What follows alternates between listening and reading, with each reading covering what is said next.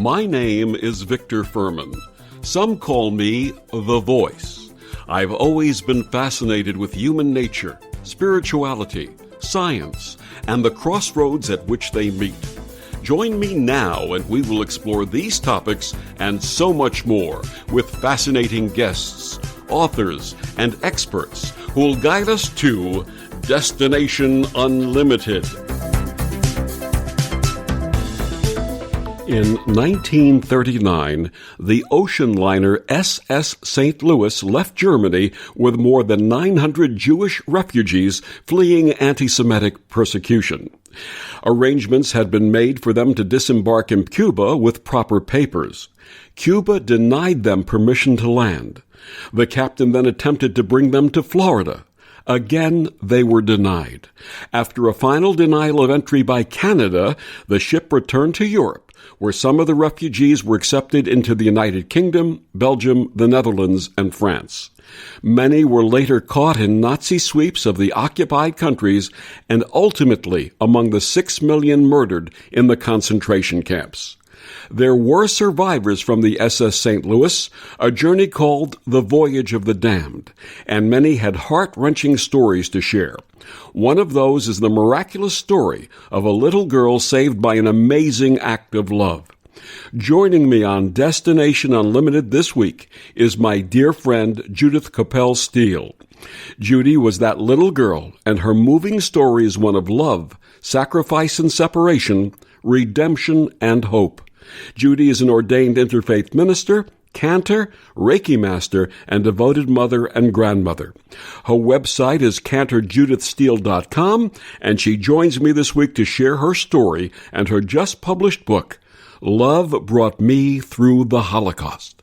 It is my honor and pleasure to welcome to Destination Unlimited my friend, Judy Steele. Judy, thank you so much for joining us. Thank you for inviting me. I really appreciate that.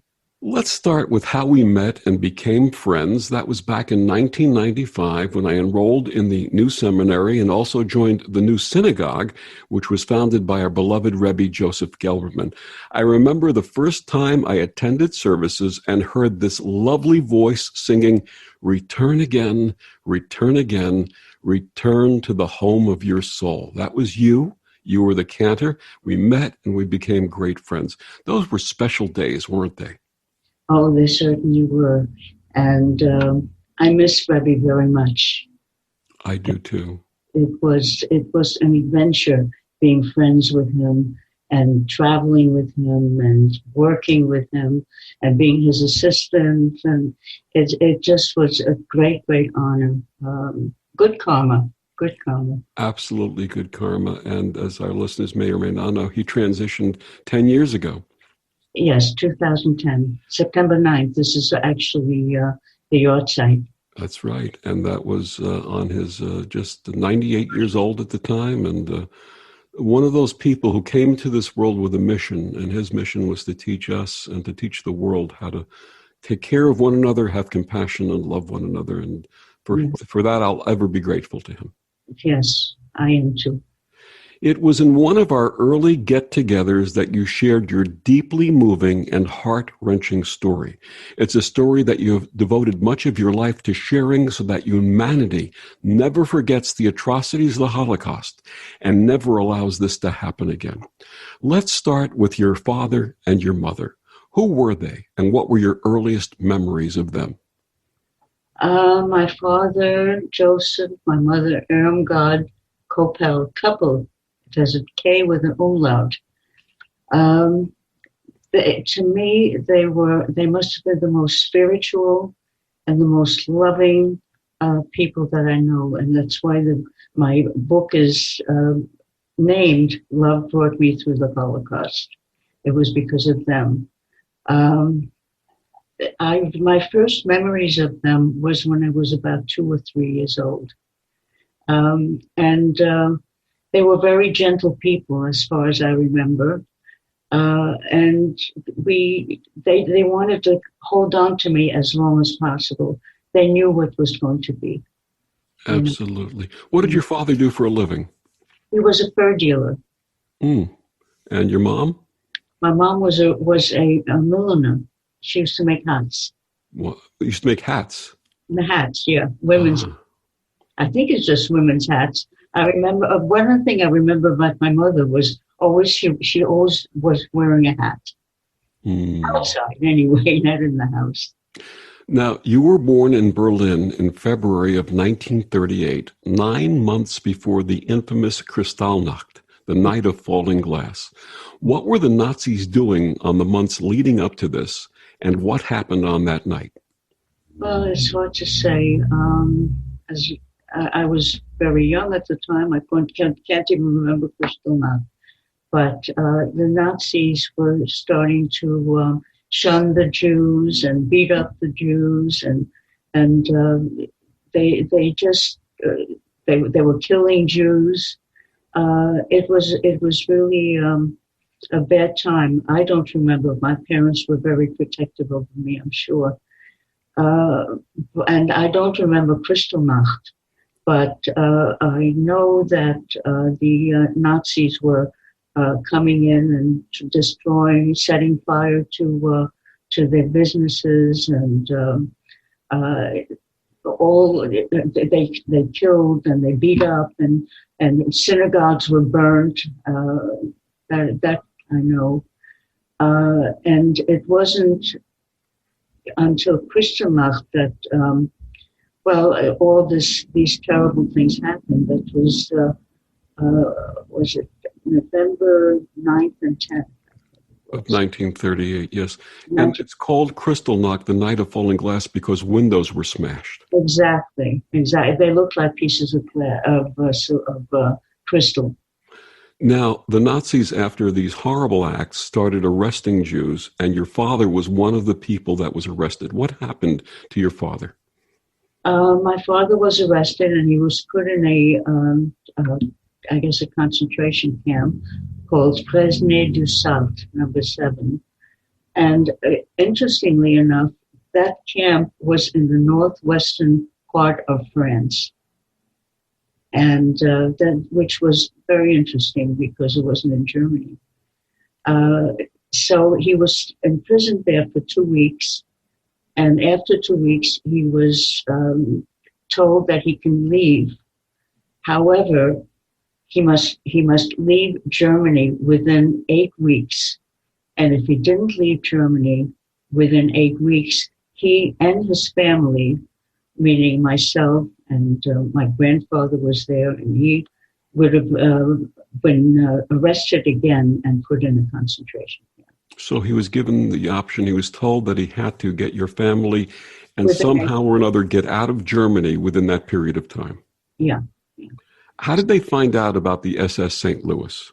Well, they were looking into into many other ways of getting out. They were pretty desperate, and the SS St. Louis was one of those ships that allowed more people to come on, and I think that the people on the ship weren't aware of the fact that this ship was called the Voyage of Doomed, or the Voyage of the Damned, because we were damned. How old were you when your parents and grandfather took you aboard the SS St. Louis? I was 14 months old. You were 14 months. Now, I know that your memories of that time were probably vague, but what were you told about that journey? What happened on the actual journey across the ocean? Well, as this is what I hear about, because I don't remember the ship at all. So I understand they were having a good time. They had a pool there, a swimming pool. They had games for the children. At night, there was dining and dancing, and everybody was having a very good time. And that was before. It wasn't until they got to Cuba that they were told that they wouldn't let them off the ship. And there's a picture in the book, The Voyage of the Damned, where it's of my mother looking over the railing, and she had the most frightened look. At first I looked, I said, no, yes, it's my mother. it was kind of a vague picture, but it was definitely my mother. Here she was looking down as if, please, please, let us off, let us off. We have a terrible fate waiting for us in Germany. Now, your book actually features many of those pictures, including a picture of your father looking over the deck of the St. Louis. And the book is crammed with these amazing photographs and documents and notes and letters that listeners, when you get this book and start reading it, it is going to be not only enthralling and engrossing, but it's going to get into your heart, and you're going to empathize and feel what these people felt as they were going through this process. It's a beautifully put together book, and we'll talk more about that later on in the show. So you were denied access by Cuba, and then the captain went where? The captain, well, we tried to get into countries, the Dominican Republic and Puerto Rico. Nobody let us in on the Western Hemisphere. Then we tried to get into the United States. And of course, the State Department didn't let us in. They had Coast Guard, the United States Coast Guard, started chasing us away. That's what happened then. And then when we came to Canada, we wanted to see if we could get into Canada, and we were told that one is too many. Could you take these 900 passengers? One is too many. And did you ever find out why both the United States and Canada refused entry? I know that there's a forgiveness, and we'll talk about that later, but why did that happen? Well, I think that it was the president was Roosevelt, and it had to do with him running a third term. They wanted it was all politics. I'm not exactly a good historian, but I know that they tried. The Jewish organizations tried to negotiate, but of course, I think that also Hitler had a part in this. He wanted to show the world that nobody wanted the Jews. So the ship was turned around finally after Canada and sailed back to Europe. What happened? Well, we went back to Europe, and finally Belgium was, said, okay, they can land in Belgium, but they couldn't take all of us, So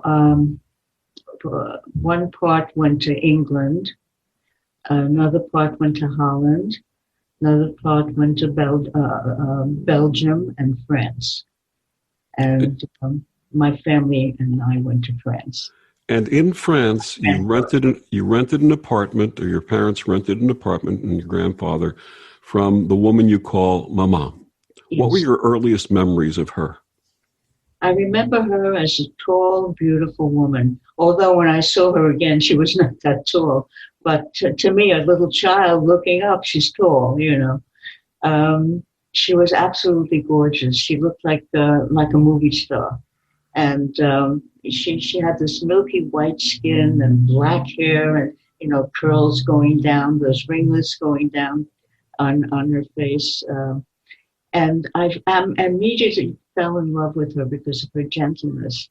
There was a lot of love between she and myself immediately. And I used to call her Maman Suzy. Maman is mother, mommy. She had a daughter named Susie. And so I decided to call her Maman Suzy. What was it like living in that apartment, as you remember? In that apartment, we felt safe. I felt safe. And anytime I wanted to go play with the daughter or be with Mama, I could, it was just a very happy time for me. I was never aware that, that there was going to be such terrible things happening, within that year. It was a very short time. So in September of 1942, that brief time of security that your family shared came to an abrupt end. What happened? That's September 1942. Yes. I remember there was a knock on the door, which it was either early in the morning or in the middle of the night. It was dark, you know. So there was a knock on the door, and there was a lot of commotion.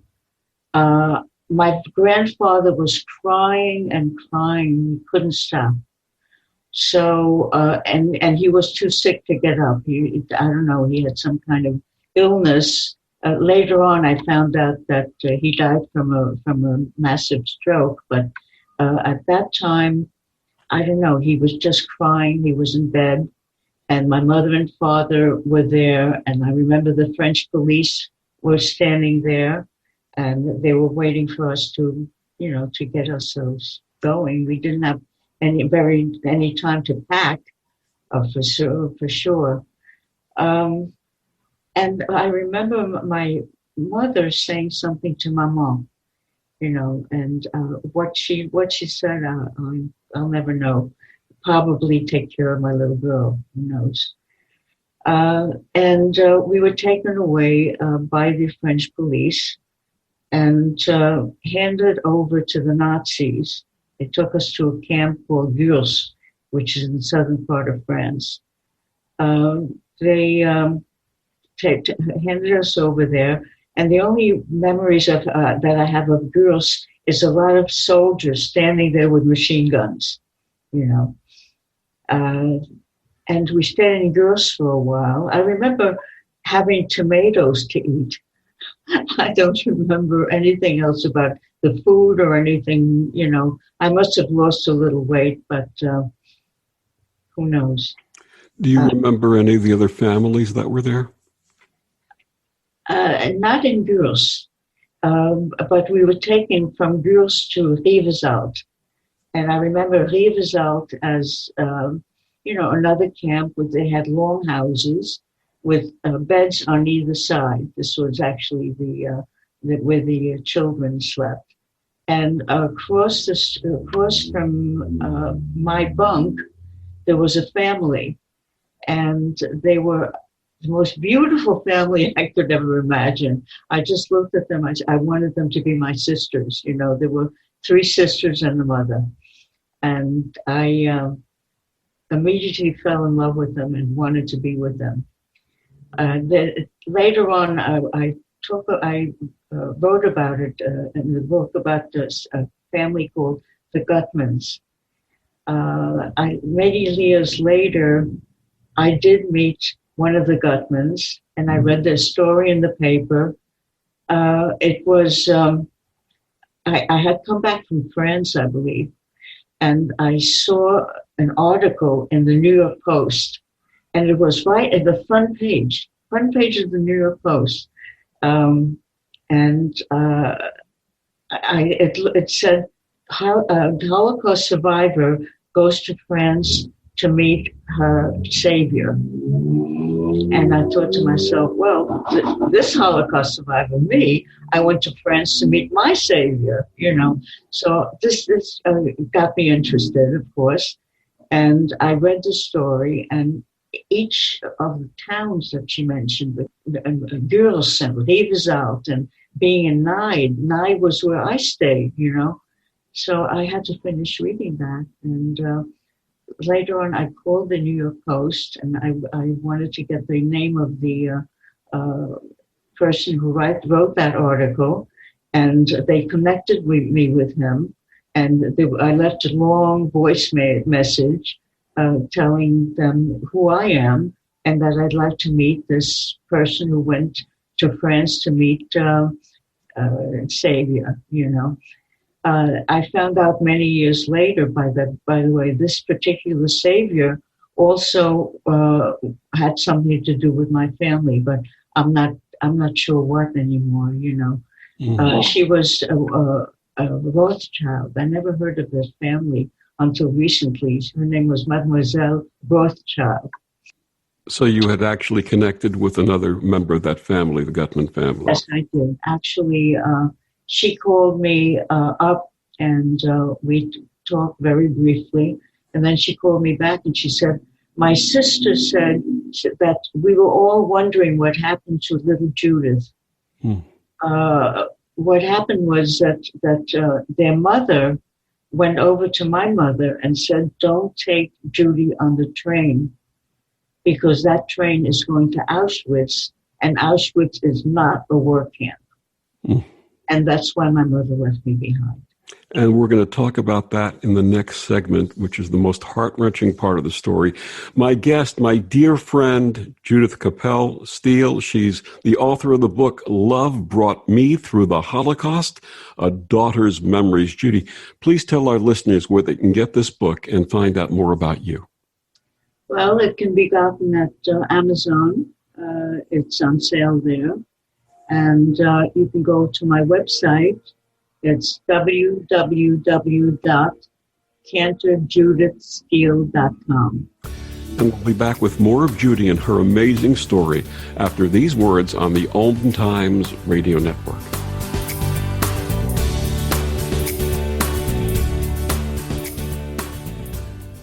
Free your mind with OMTimes Radio.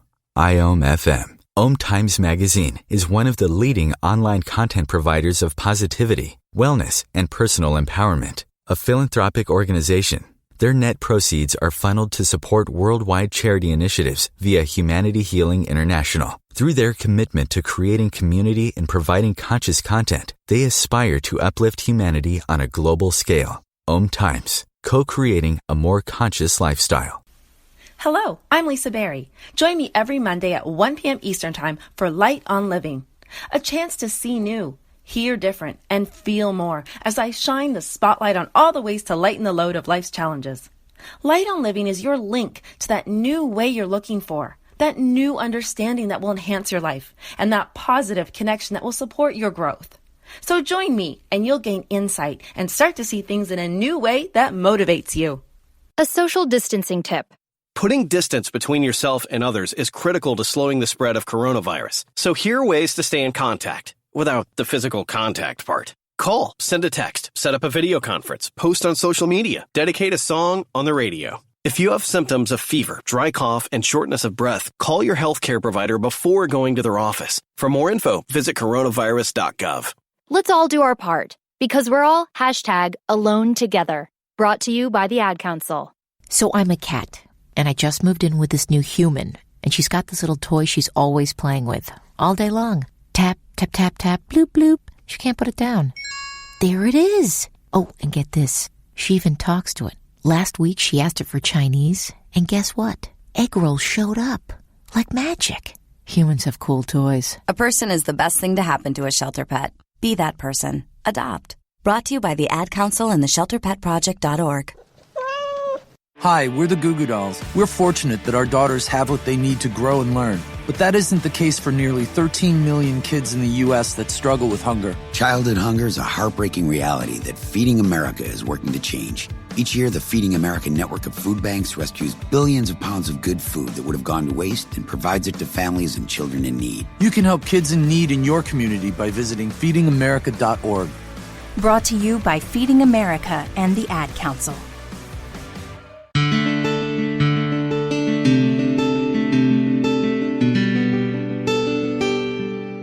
Back on Destination Unlimited, my guest this week is my dear friend, Judy Steele. She's the author of Love Brought Me Through the Holocaust, A Daughter's Memories.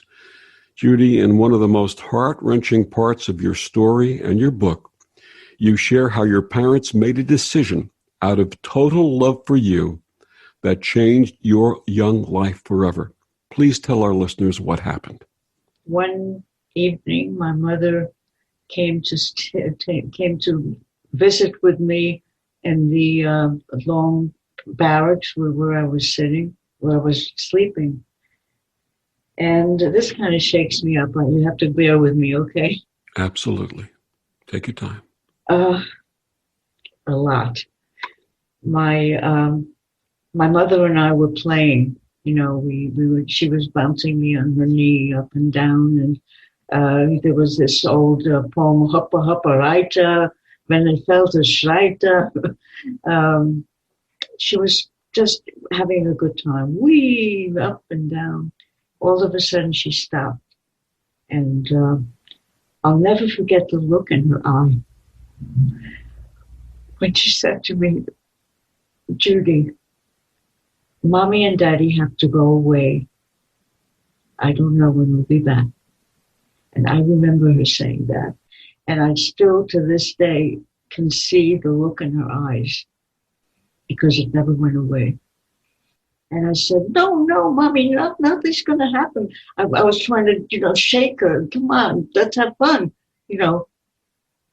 And she said, okay. And she was going through the motions of playing with me, but she still had that look in her eye.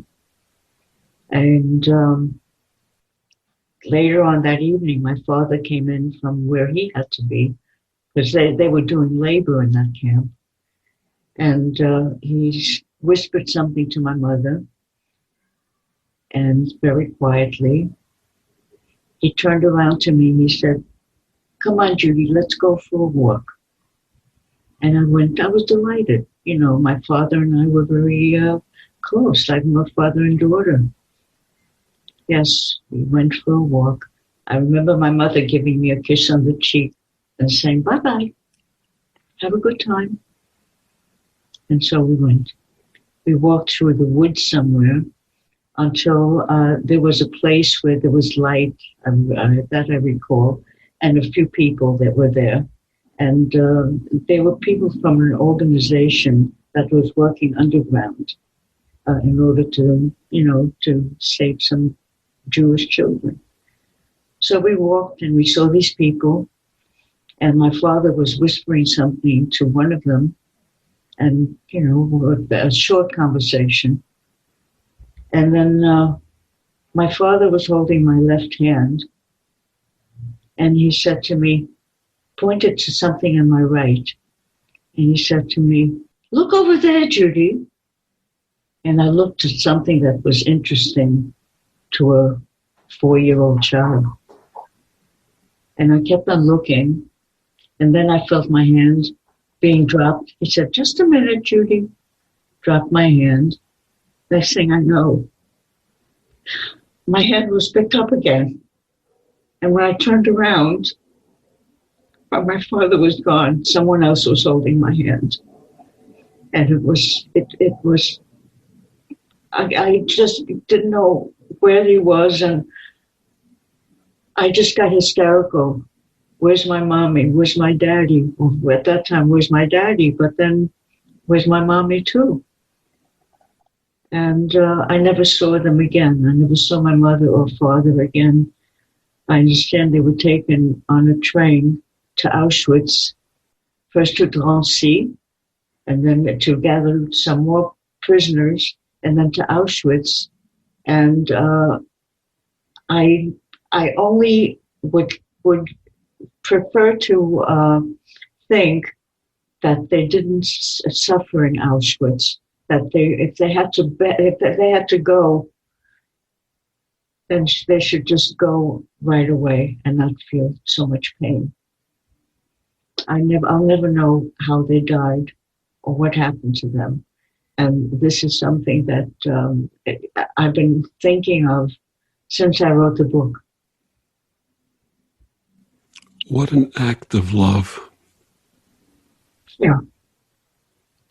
How many people, this is just a musing with you and holding you in this energy right now, how many people would deliberately give up their children to save their lives? I mean, this is something that's just even unthinkable in our world today. It boggles my mind even to this day. And it brings me to tears even to this day. And I'm surrounding you with love right now and my friendship and giving you a virtual hug as we're apart, but holding on to you and allowing you to process this and just... It's hard. It's hard to process. I know. So after that event, what happened? What happened was they had given me a warm drink as I walked in. They gave me a warm drink. And, after that, there was hysterical crying because there were a few children there screaming, "Where's my mommy? Where's my daddy?" And I finally fell asleep, and I probably fell asleep because of that drink. There must have been something in the drink to quiet us down, because the Nazis weren't supposed to know that we were there.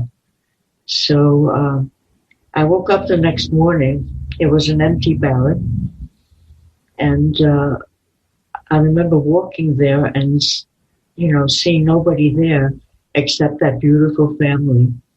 They had a different karma than I had. They went to, later on, she was saved by this mademoiselle that I was telling you about.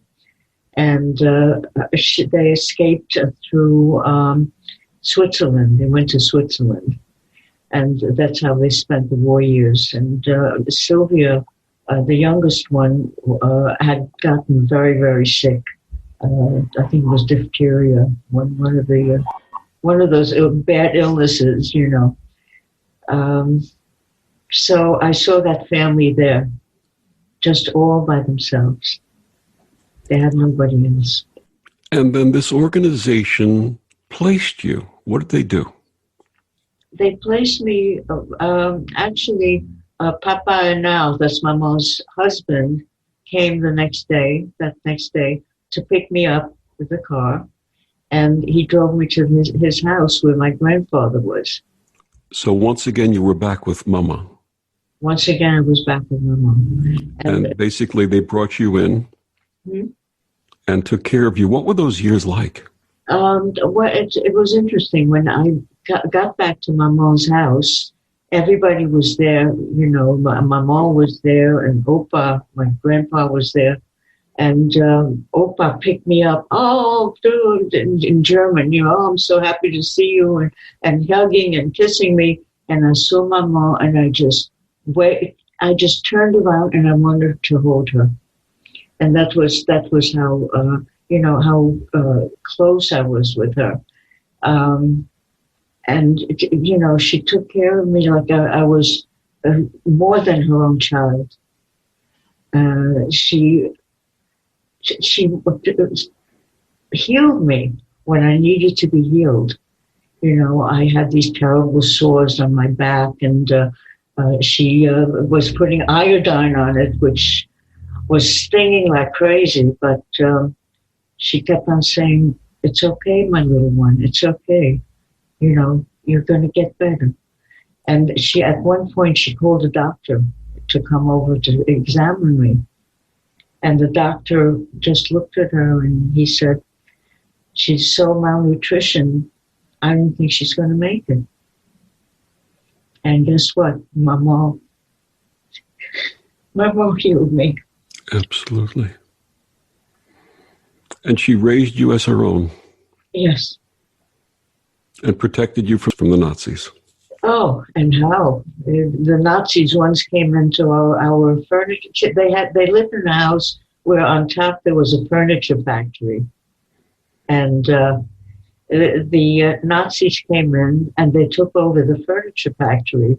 And that was, when they came in, my mom was very much afraid that I shouldn't speak because I had a German accent. So she used to tell me, "Ne parle pas, don't speak. And I have to put your hair on top of your ears. You see my ears now. I have to put the hair on top of your ears because the ears are sticking out, and then they'll know that you're Jewish." So the French had certain ideas about how Jewish people look. Long noses, horns, who knows? But she meant well. She didn't, otherwise she would have given me up, but she really, really loved me and she wanted to protect me. And you attended French school? I went to French school. I was in l'École des Filles, the school of the girls. And I spent 2 years in school there, first in kindergarten, and then went first grade. My first grade teacher did not like me. I don't know why. I was Jewish. Mm. And you went to Catholic church? I went to Catholic church. I made the sign of the cross. I wanted to be converted, but my mom wouldn't have me converted because she had respect for my Jewishness. But I did go to church every Sunday, and I enjoyed it. I loved Christmas. I loved Easter. These are all. That's why I became an interfaith minister, because I can't. We all have the same God. Whatever religion we are, we're all part of that same God. After the war, there was another major traumatic transition that brought you to the United States. What happened? Oh, boy. So the war was over, and, there was a lot of dancing on the streets and celebrations, but it also was time for me to leave my mom. Although I was able to stay for another half a year or so, they had to find a passage for me to get back to go to America. So I stayed with my mom. I think it must have been a year. And whenever my mom would talk about going to America, she'd look very sad, and she didn't want to, she didn't want to let go of me, just like I didn't want to let go of her, So the time came that it was time to say goodbye. My mom took me to Paris and we stayed in a hotel. And she, when I was, she sang me a little song. She always used to sing to me. The next morning, we had to go to the Ose. And my mom brought me there, of course. And all of a sudden, she said to me, "You have to go. I have to leave you. I have to leave you now." And the whole same thing happened again. "Judy, look over there, Judy. Here, I have to leave you now." And I said, no, don't leave me. Please don't leave me. Don't abandon me. Please don't.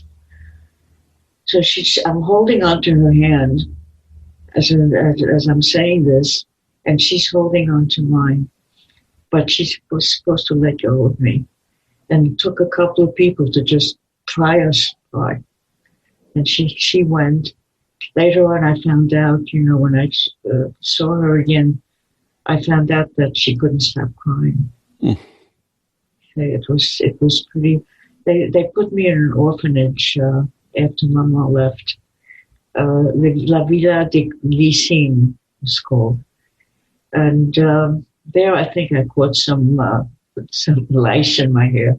It's no big deal. Kids get lice in their hair. How old were you at the time? I was 8 years old. 8 years old.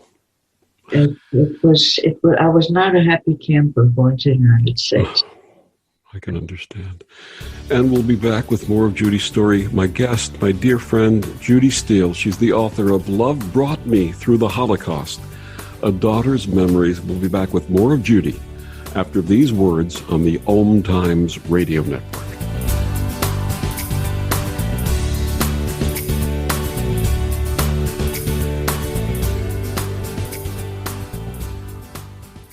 Ascending Hearts is no ordinary dating site, but a spiritual dating site with a purpose, to link you with your soulmate. We engineer the serendipity so you can trust that you will attune with someone that has the same matching vibration as you. Ascending Hearts, the conscious dating site for the spiritually aware. Try Ascending Hearts for free. AscendingHearts.com. Humanity Healing International is a small nonprofit with a big dream. Since 2007, HHI has been working tirelessly to bring help to communities with little or no hope. Our projects are not broad mandates, nor are they overnight solutions, but they bring the reassurance that no one is alone and that someone cares.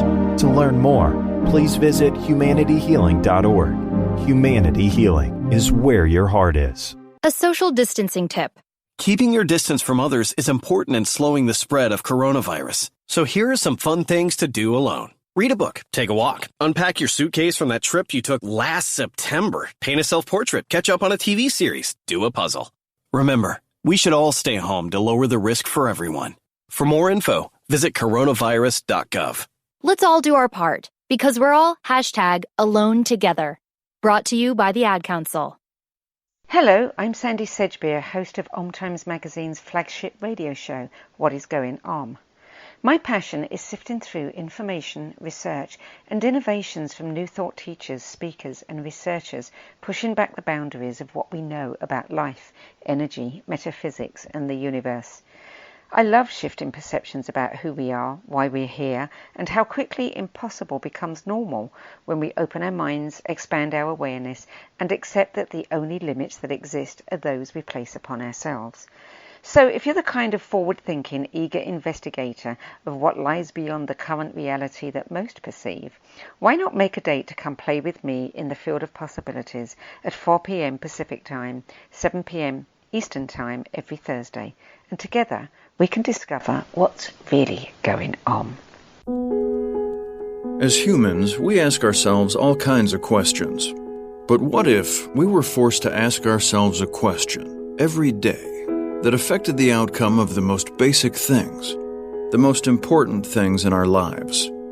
The question is, what is your sexual orientation or gender identity? And the answer is the difference between keeping your job or getting fired. The answer is the difference between staying in your home or getting evicted. The answer is the difference between receiving medical treatment or not. Because in 30 states, it's legal to discriminate against people based on their answer to this question. LGBT Americans have the right to say I do, but they don't have the same basic rights as everyone else.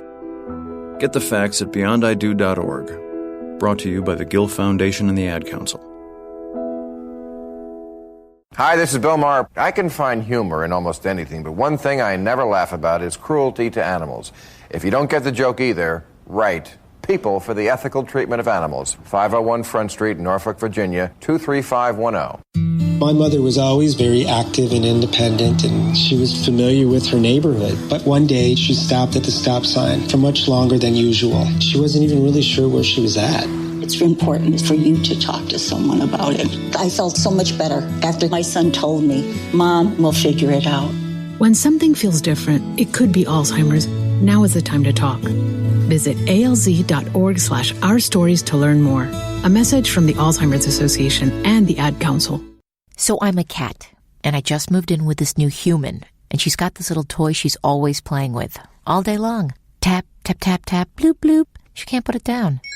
There it is. Oh, and get this. She even talks to it. Last week, she asked it for Chinese, and guess what? Egg rolls showed up. Like magic. Humans have cool toys. A person is the best thing to happen to a shelter pet. Be that person. Adopt. Brought to you by the Ad Council and the ShelterPetProject.org.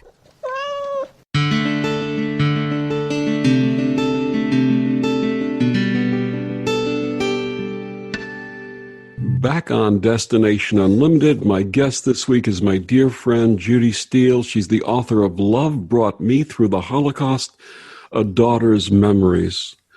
So you wound up in the United States and you were with your aunt and uncle. How was that?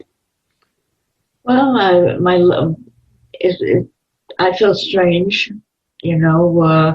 It was a different language. It was different people again. And all I knew was I wanted to go back to my mom.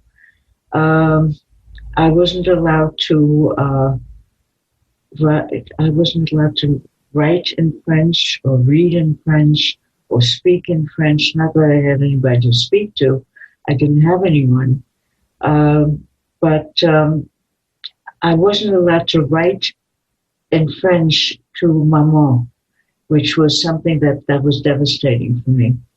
I guess my aunt didn't really understand that I was, this was a woman that saved my life and gave me all the love that I could ever need, during that devastating time. I was told that this part of your life is over, and we finished it, and we start now, and that's it. So forget about just a therapist or anything. There was nothing in those days. I forgot my French, and I forgot how to speak French altogether. I forgot how to write, and it was very devastating for me. It really was. My aunt didn't really. I didn't feel very much love coming from her. As a matter of fact, I didn't feel any love coming from her. I tried damn hard to please her, but everything was her boys, and I was always called stupid. Oh, she's so stupid, stupid, stupid, stupid. Once I came home with the top marks in my class, you did the most improvement, you got the highest marks, and they gave you little presents, as a reward. And when I came home, I showed her the presents, the rewards, and I said, "Look, I improved and I got the highest marks." And she just looked at me and said, "Big deal, stupid." So these are memories that, later on in life we sort of grew together, but these are memories. These are bitter memories. Absolutely. And I've come to terms with it. I've forgiven her, for not being so thoughtful, not, I don't want to say for being stupid, but no, she did the best she could. I was an invader in her house. Speaking of forgiveness, one of the great lessons that Rebbe Gelberman taught us was not to hate. He said hatred is like taking poison and expecting the object of the hate to die. Have you been able to find forgiveness to the United States and Canada for refusing your family and the other passengers of the St. Louis? Yes. Well, we went on a ship, not a ship, we went to Canada first, and we were invited by an organization called Watchmen of the Nations. It was a charismatic group, and they had heard about the St. Louis, and what they did was they invited the passengers that were left to Canada in order that they could apologize to them formally. And that first trip was amazing. When we went there, we were treated like royalty. And they had a special ceremony where, oh my God, we were going into they took us to a ballroom. That was a ballroom. And they asked us, just wait outside, stay here, don't worry, And all of a sudden we heard some music coming from inside. And then they said, okay, go inside. There were about 500 people there. And the music was loud, and they were standing up and laughing. And as you can imagine, I probably, ran my mascara, if I had any, went all over the place. I couldn't stop crying during that whole time because they had representatives from all parts of Canada, including Canadian Indians,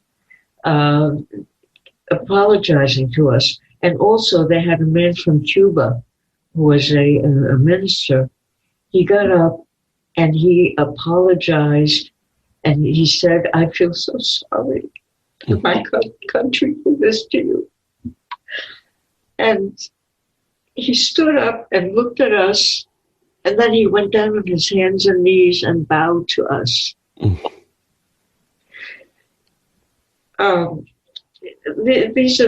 This was one time one of the times of forgiveness that I really stands out in my mind. And you also received an apology from the U.S. State Department. Yes, we received this. Yes, we did, and there was a resolution. I think I have that resolution in my book. Also, we went to we were invited to go to besides Florida. We went to Hamburg, Germany, and there the apologies from these German Gentiles were just amazing. I mean, these people stood up and they were hugging and kissing us and begging for our apologies. And all of them, all of a sudden, just went on their hands and knees and begged us to forgive them. How could you not forgive people who weren't responsible for this? They were apologizing for mothers and grandmothers and grandfathers and fathers, people that were way beyond, beyond their age. And you also visited Auschwitz. Yes, we did. I went to Auschwitz twice, and both times I had, oh my God. The first time I went to Auschwitz, we were with a group called the March of Remembrance and Hope. And I was on one of the buses talking to the students that were there learning from us. Anyway, the day we went to Auschwitz, we were supposed to get up in the morning early and meet downstairs no later than 8:30 in the morning. So I called the operator. I wanted to be, fresh and ready to go. My phone didn't go. I mean, they didn't call me. And so at 8:30, I woke up. I woke up at 8:30. I was shaking like a leaf, because that's why I went to Poland in the first place, to be where my parents were buried. Other people have cemeteries that they go to prepare respect to the parents. My parents' cemetery is Auschwitz, and that's why I needed to go. And there's a poem about this, isn't there? I'd like to read a poem by a very, very good, wonderful friend of mine. His name was David Rothblatt, and he wrote this poem especially for me when I was going to go to Auschwitz. In this mournful place, a somber one to see, a truly saddened space of anguished memory. What is the reason for this keep? No one will ever know, but children's tears and widows' weep makes the flowers grow. That loved ones lie forever in sorrow beneath this earth, drenched in pain with the flood of tears. The flowers are their only worth. The wind blows quietly in this place and seems a gentle sigh, but it's children's tears and widows' weep and the sound of their soulful cry. Thank you for sharing that. I know that's a very difficult thing for you to share, but thank you. It is in the book. So let's just tell our listeners that you did have some happiness and joy and some wonderful things and continue to have them in your life. You got married. You have two beautiful children, Gary and Allison. You had taken up when you were younger the guitar and started singing, and that singing led you to being entertaining a guru through Siddha Yoga. And through that guru, you met Rebbe Gelberman, and through Rebbe Gelberman, you became his cantor and his confidant and his dear friend and his assistant. And also he brought you into interfaith ministry and did all those wonderful things. And that's how you and I met. And that's why we are here today together.